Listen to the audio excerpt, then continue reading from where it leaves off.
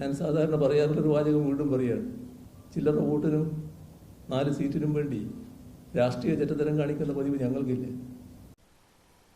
ചില്ലറ വോട്ടിനു വേണ്ടി രാഷ്ട്രീയ ചെറ്റത്തരം കാണിക്കില്ല എന്ന് മുഖ്യമന്ത്രി പിണറായി വിജയൻ.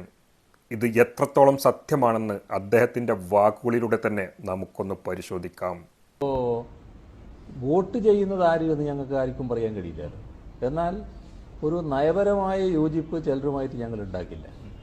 അത് ചില ഘട്ടത്തിൽ ഞങ്ങൾ വ്യക്തമായ നിലപാട് സ്വീകരിച്ചു പോകാറുണ്ട്.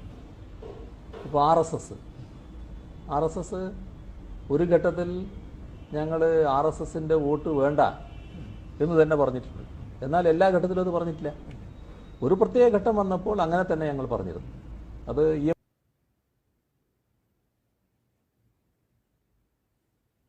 ജമാഅത്തെ ഇസ്ലാമിയുമായി മുഖ്യമന്ത്രി പിണറായി വിജയൻ നേരിട്ട് ചർച്ച നടത്തിയിട്ടുണ്ടെന്ന് ന്യൂസ് 18നോട് വെളിപ്പെടുത്തി അമീർ പി മുജീബ് റഹ്മാൻ. 2011 ആലപ്പുഴ ഗസ്റ്റ് ഹൌസിലായിരുന്നു ചർച്ച. അന്ന് പാർട്ടി സെക്രട്ടറി ആയിരുന്നു പിണറായി.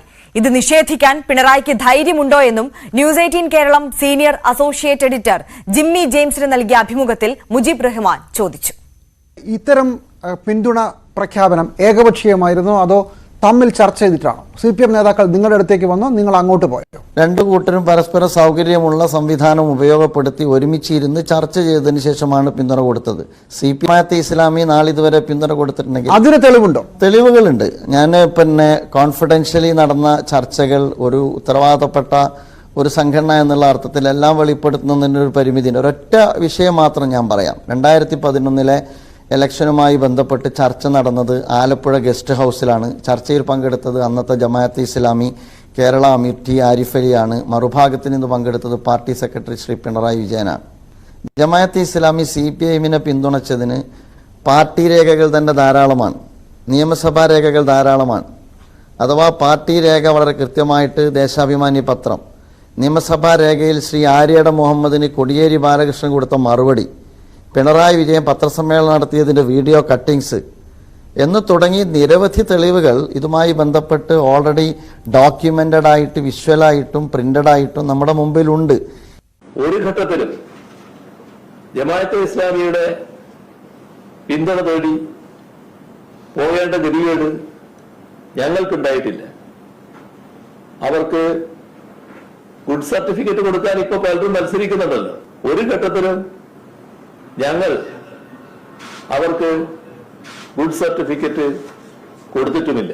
അതുപോലെ തന്നെ മുസ്ലിം വിഭാഗത്തിലുള്ള മറ്റു ചില സംഘടനകൾ, ജമാഅത്തെ ഇസ്ലാമിയെ പോലുള്ള ചില സംഘടനകൾ ഞങ്ങളെ സഹായിക്കുന്നിടയാണ് ഈ തെരഞ്ഞെടുപ്പിൽ എടുത്തത്.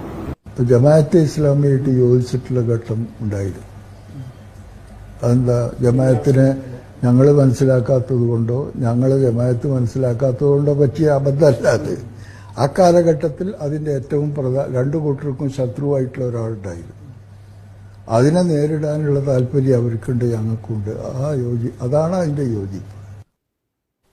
ഇപ്പോൾ കേട്ടത് വളരെ കുറച്ച് കാര്യങ്ങൾ മാത്രം.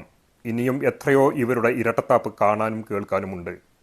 PDP അടക്കമുള്ളവരുടെ ഒപ്പം കൂട്ടുകൂടിയ ചരിത്രമടക്കം. ഇപ്പോൾ മനസ്സിലായില്ലേ രാഷ്ട്രീയ ചെറ്റത്രം ഇവർ കാണിക്കില്ല എന്ന്? സ്വന്തം മന്ത്രിസഭാ അംഗങ്ങളെയും ഘടകകക്ഷികളെയും പാർട്ടി നേതാക്കളെയും അറിയാതെ ഡൽഹിയിൽ പോയി രഹസ്യമായി PM ശ്രീയിൽ ഒപ്പിട്ടു വന്നതൊന്നും രാഷ്ട്രീയ ചെറ്റത്രത്തിൽ ആരും ഉൾപ്പെടുത്തരുത്.